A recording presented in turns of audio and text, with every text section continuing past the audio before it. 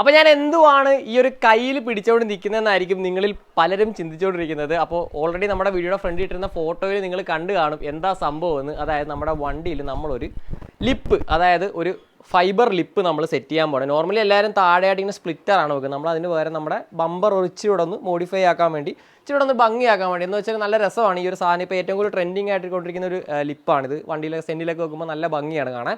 അപ്പോൾ ഇതും നമ്മളങ്ങനെ ഒന്ന് ഓർത്തു നമ്മുടെ അറ്റത്തിൽ മേടിച്ചൊന്ന് വെക്കാമെന്ന്. അങ്ങനെ നമ്മൾ ഈ ഒരു സാധനം അങ്ങനെ നമ്മുടെ ഇൻസ്റ്റാഗ്രാമിൽ ഒരു പേജിൽ നിന്ന് വാങ്ങിയതാണ്. ഡീറ്റെയിൽസ് ഒക്കെ ഞാൻ പറഞ്ഞുതരാം. അപ്പോൾ ഈ ഒരു സാധനം നമ്മുടെ വണ്ടിയിൽ ഇങ്ങനെ വരും. അതായത് നമ്മുടെ ഇപ്പം നിൽക്കുന്നത് നോർമൽ നമ്മുടെ റബ്ബർ ലിപ്പാണ് കേട്ടോ. ഈ ഒരു റബ്ബർ ലിപ്പിൻ്റെ സ്ഥാനത്ത് ഇങ്ങനെ വരും. അപ്പോൾ നല്ല ഭംഗിയായിരിക്കും. നമ്മുടെ വണ്ടി ഒന്ന് ലോവർ ആയ പോലത്തെ ഒരു ഫീൽ നമുക്ക് കിട്ടും. അപ്പോൾ അതിനുവേണ്ടിയാണ് ഞാനിത് പർച്ചേസ് ചെയ്തത്. ഓക്കെ, അപ്പോൾ ഈ ഒരു സാധനം എങ്ങനെ നമ്മുടെ വണ്ടിയിൽ ഫിറ്റ് ചെയ്യാം, അതേപോലെ ഇതിൽ പെയിൻറ്റിങ് കോസ്റ്റ് എന്ത് ചിലവ് വരുന്നുണ്ട്, ഇതിന് എത്ര രൂപ വരുന്നുണ്ട്, അതേപോലെയുള്ള കാര്യങ്ങളൊക്കെയാണ് ഇന്നത്തെ ഒരു വീഡിയോയിൽ. ഞാൻ നോക്കിയപ്പോഴത്തേക്കും യൂട്യൂബിലൊക്കെ നോക്കിയപ്പോഴത്തേക്കും ആരും ഈ ഒരു സാധനം സെറ്റ് ചെയ്യുന്ന വീഡിയോ ഞാൻ കണ്ടില്ല. അപ്പോൾ അതുകൊണ്ട് ഓർത്ത് നിങ്ങൾക്കൂടെ ഉപകാരപ്പെട്ടോട്ടെ എന്ന് ഓർത്താണ് ഞാനിത് വീഡിയോ ചെയ്യുന്നത്. അപ്പോൾ ഇതാണ് നമ്മുടെ ഐറ്റം. ഇത് മോൾഡിംഗ് ആണ് കേട്ടോ. അതായത് ഫൈബർ മോൾഡിംഗ് ആണെന്ന് തോന്നുന്നു. എനിക്ക് കറക്റ്റ് ഈ മോൾഡിങ്ങിനെ കുറിച്ച് അറിയത്തില്ല. പക്ഷേ സംഭവം എന്തായാലും നല്ല പെർഫെക്റ്റ് ക്വാളിറ്റിയും കാര്യങ്ങളൊക്കെ ഉണ്ട്. അപ്പോൾ ഈ ഒരു സാധനത്തിൻ്റെ വീഡിയോ അങ്ങനെ യൂട്യൂബിലൊക്കെ നോക്കിയപ്പോഴത്തേക്ക് അങ്ങനെ അധികം ആരും ചെയ്തിട്ടൊന്നുമില്ല. അപ്പോൾ അതുകൊണ്ട് തന്നെ ഞാൻ ഓർത്ത് നിങ്ങൾക്കൂടെ ഉപകാരപ്പെട്ടോട്ടെ. കാരണം ഇത് എവിടെ നിന്ന് വാങ്ങാം, എത്ര രൂപ ചിലവുണ്ട്, ഇതൊന്ന് പെയിൻറ്റ് ചെയ്യുന്ന രീതി എങ്ങനെയാണ്, അങ്ങനെയുള്ള കാര്യങ്ങളെല്ലാമാണ് ഇന്നത്തെ ഒരു വീഡിയോയിൽ നിങ്ങളോട് ഷെയർ ചെയ്യാൻ പോണത്. അപ്പോൾ ഈ ഒരു സാധനം നമ്മൾ വാങ്ങുന്ന സമയത്ത് ഇതിൽ നോർമലി NC മാറ്റോ അങ്ങനെ എന്തോ ഒരു കളർ, NC മാറ്റോ അങ്ങനെ എന്തോ ഒരു മാറ്റ് ബ്ലാക്ക് കളറാണ് അടിച്ച് വരുന്നത്. പക്ഷേ നമുക്കത് ഡയറക്റ്റായിട്ട് നമ്മൾ അതെടുത്ത് നമ്മൾ വണ്ടിയിൽ വെച്ചിട്ട് പെയിൻറ്റ് ചെയ്യുവാണെങ്കിൽ കുറേ നാൾ കഴിയുമ്പോൾ ഈ പെയിൻറ്റ് പൊളിഞ്ഞു പോകാൻ ചാൻസ് ഉണ്ട്. അപ്പോൾ അതുകൊണ്ട് തന്നെ അങ്ങനെ പെയിൻറ്റ് പൊളിയാതിരിക്കാൻ നമ്മുടെ പെയിൻറ്ററിനെ കൊണ്ട് കൊടുത്ത് നമ്മളിപ്പോൾ ഇതിൽ പ്രൈമർ, അതെ പ്ലാസ്റ്റിക് പ്രൈമർ എന്ന് പറയുന്ന ഒരു പെയിൻറ്റ് അടിച്ചിരിക്കുകയാണ്. അതാണ് ഈ ഒരു വൈറ്റ് കളർ നിങ്ങൾക്ക് കാണാൻ സാധിക്കുന്നത്.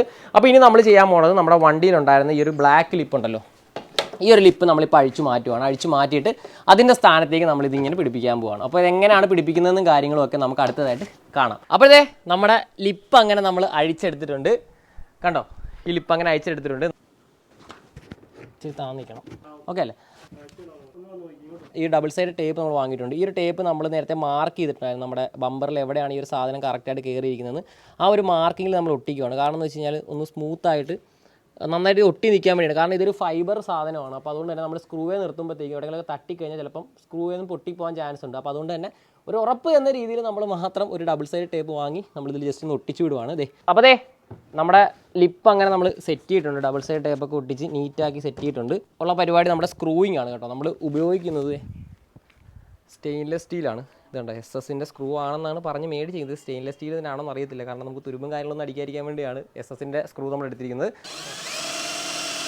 അപ്പോഴേ നമ്മളിത് പിടിപ്പിക്കുന്നതിന് മുന്നേ ജസ്റ്റ് ഒരു ഹോൾ അടിക്കണം. എന്ന് വെച്ചാൽ നമ്മുടെ ആ ഒരു സ്ക്രൂ കറക്റ്റായിട്ട് ഇതിൻ്റെ അകത്ത് നിൽക്കണം. എന്നാലും അവർക്ക് പുട്ടിയിട്ട് അത് ലെവൽ ചെയ്യാൻ പറ്റത്തുള്ളൂ. അപ്പോൾ അതിനുവേണ്ടി നമ്മൾ ജസ്റ്റ് ഒന്ന് ഹോളൊന്നിങ്ങനെ അടിച്ചു വിടുവാണ്. നമ്മൾ ഡ്രില്ലർ നോർമലി ടൈറ്റായിട്ട് ജസ്റ്റ് ഒന്ന് അടിച്ചു വിടുക. അങ്ങനെ നമ്മുടെ വണ്ടിയുടെ സ്കേർട്ടിങ് വർക്ക് അങ്ങനെ കഴിഞ്ഞിരിക്കുകയാണെന്ന് വേണമെങ്കിൽ പറയാം. അപ്പോൾ നമുക്ക് വണ്ടി കാണണ്ടേ? നോക്കിക്കോ, ഇതാണ് നമ്മുടെ വണ്ടിയിൽ നമ്മൾ ചെയ്തിരിക്കുന്ന സ്കേർട്ട്. അപ്പോൾ ഈ ഒരു സ്കേർട്ട് എന്ന് പറഞ്ഞാൽ ഇപ്പോൾ എല്ലാവരും, അതായത് ഒരുപാട് ഇപ്പോൾ ട്രെൻഡിങ് ആയിക്കൊണ്ടിരിക്കുന്ന ഒരു സാധനമാണ്. ഒരുപാട് വണ്ടികൾ ചെയ്തിട്ടുണ്ട്. ഹോണ്ട സിറ്റി ചെയ്തിട്ടുണ്ട്, ഒരുപാട് സെന്നിൽ ഞാൻ ചെയ്ത് കണ്ടിട്ടുണ്ട്. അതുപോലെ ഒരുപാട് വണ്ടികളിൽ ഈ ഒരു സ്കേർട്ടിങ് ചെയ്യുന്നുണ്ട്. അപ്പോൾ എനിക്കൊരു ആഗ്രഹം തോന്നി നമ്മുടെ വണ്ടിയിലൊന്നും ചെയ്യണം. അപ്പോൾ അതുകൊണ്ടാണ് നമ്മൾ ഈ ഒരു സ്കേർട്ട് നമ്മുടെ വണ്ടിയിൽ വെച്ചത്. അപ്പോൾ ഇതിൻ്റെ വർക്ക് മൊത്തത്തിൽ കംപ്ലീറ്റ് ആയിട്ടില്ല. അപ്പോൾ എനിക്കിത് അത്രയും നാൾ നിങ്ങളുടെ മുന്നിൽ ലാഗ് അടിപ്പിക്കേണ്ടല്ലോ എന്നോർത്താണ് ഞാൻ ഉടനെ തന്നെ നിങ്ങളുടെ മുന്നിലേക്ക് ഇതൊന്ന് പിടിപ്പിച്ച് കഴിഞ്ഞിട്ട് അങ്ങ് എത്തിച്ചേക്കാൻ ഓർത്ത വീഡിയോ. അപ്പോൾ ഇതാണ് നമ്മുടെ സ്കേർട്ടും കാര്യങ്ങളൊക്കെ. അപ്പോൾ ഞാൻ ജസ്റ്റ് ഇത് വർക്ക് കഴിഞ്ഞിട്ടില്ല എന്ന് പറയാനുള്ള കാരണം ഞാൻ പറഞ്ഞുതരാം.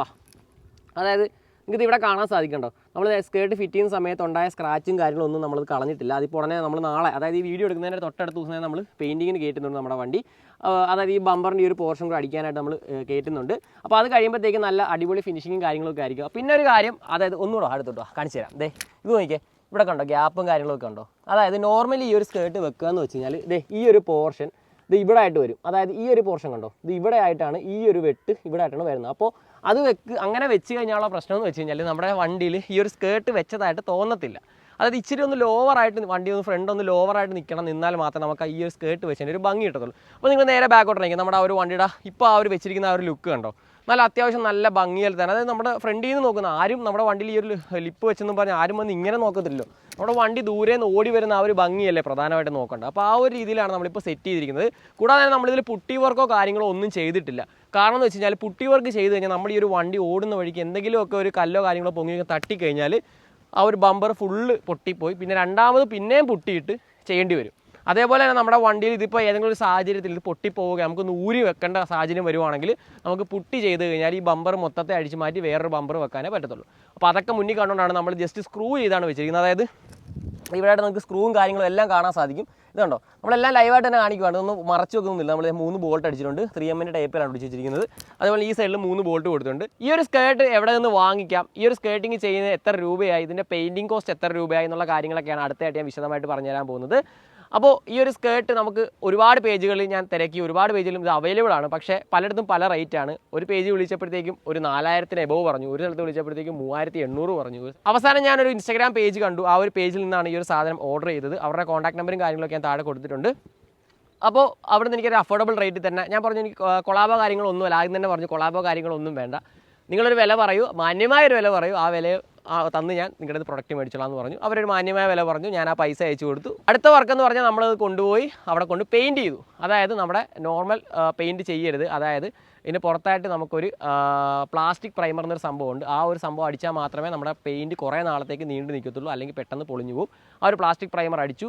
അതിന് ശേഷം നമ്മൾ ആ ഒരു പ്രൊഡക്റ്റ് നമ്മുടെ വണ്ടിയിൽ സെറ്റ് ചെയ്ത് കഴിഞ്ഞിട്ട് നമ്മളത് വീണ്ടും പെയിൻറ്റ് ചെയ്തു. അപ്പോൾ ഈ ഒരു പെയിൻറ്റിങ് കോസ്റ്റ് എന്ന് പറഞ്ഞാൽ ഏകദേശം ഒരു 1500 രൂപ എടുത്ത് നമുക്ക് ചിലവായിട്ടുണ്ട്. നോർമലി ഇപ്പോൾ എല്ലാവരും ചെയ്യുന്നത് ഒരു പുട്ടി വർക്കും കാര്യങ്ങളൊക്കെ ചെയ്താണ് ഈ ഒരു സ്കേർട്ടിങ് വണ്ടിയിൽ വെക്കുന്നത്. പുട്ടി വർക്ക് ചെയ്താലുള്ള കുഴപ്പമാണ് ഞാൻ നേരത്തെ പറഞ്ഞത്, നമുക്ക് എവിടെയെങ്കിലുമൊക്കെ തട്ട് കാര്യങ്ങളൊക്കെ ചെയ്ത് കഴിഞ്ഞാൽ പണിയാണ്. പിന്നെ പെയിൻറ്റ് വർക്ക്ഷോപ്പിൽ നിന്ന് ഇറങ്ങാനേ നമുക്ക് സമയം കാണത്തുള്ളൂ, അത് എപ്പോഴും അവിടെ തന്നെ ആയിരിക്കും വണ്ടി. അപ്പോൾ അതുകൊണ്ട് തന്നെ എപ്പോഴും ചെയ്യുമ്പോൾ നോർമലി ഇതേപോലെ സെറ്റ് ചെയ്ത് തന്നെയാണ് എപ്പോഴും നല്ലത്. അതായത് നമുക്ക് ദൂരെ നിന്ന് നോക്കുമ്പോഴത്തേക്കും, അതായത് നമ്മൾ അടുത്ത് വന്ന് നല്ല വിശദമായിട്ടൊക്കെ ശ്രദ്ധിച്ച് നോക്കിയാൽ മാത്രമേ ഇതേപോലുള്ള പ്രശ്നങ്ങളൊക്കെ, അതായത് ഈ ഒരു ഗ്യാപ്പും കാര്യങ്ങളൊക്കെ ഫീൽ ചെയ്യത്തുള്ളൂ. വണ്ടി ഓടി വരുന്ന കാണാനൊക്കെ നല്ല ഭംഗിയായിരിക്കും. വണ്ടി ഇച്ചിരി ഫ്രണ്ട് ഇരുന്നതായിട്ട് നമുക്ക് തോന്നും, കാരണം നമ്മുടെ വണ്ടി ലോവറോ കാര്യങ്ങളൊന്നും ചെയ്തിട്ടില്ല. എല്ലാവരും ചോദിക്കുന്ന കാര്യമാണ് വണ്ടി എന്താ ലോവർ ചെയ്യാത്തതെന്ന്. പക്ഷേ ലോവർ ചെയ്ത് കഴിഞ്ഞാൽ നമ്മുടെ വണ്ടിയുടെ കംഫർട്ടും കാര്യങ്ങളും എല്ലാം കുറയുന്നതാണ്. അതേപോലെ തന്നെ അതായത് നമ്മുടെ ഫാമിലി യൂസുള്ള വണ്ടിയാണ്. അപ്പോൾ അതുകൊണ്ട് തന്നെ ആളൊക്കെ കയറുന്ന സമയത്ത് നമ്മുടെ വീല് ബോഡിയായിട്ട് വരാനൊക്കെ വളരെയധികം ചാൻസ് കൂടുതലാണ്.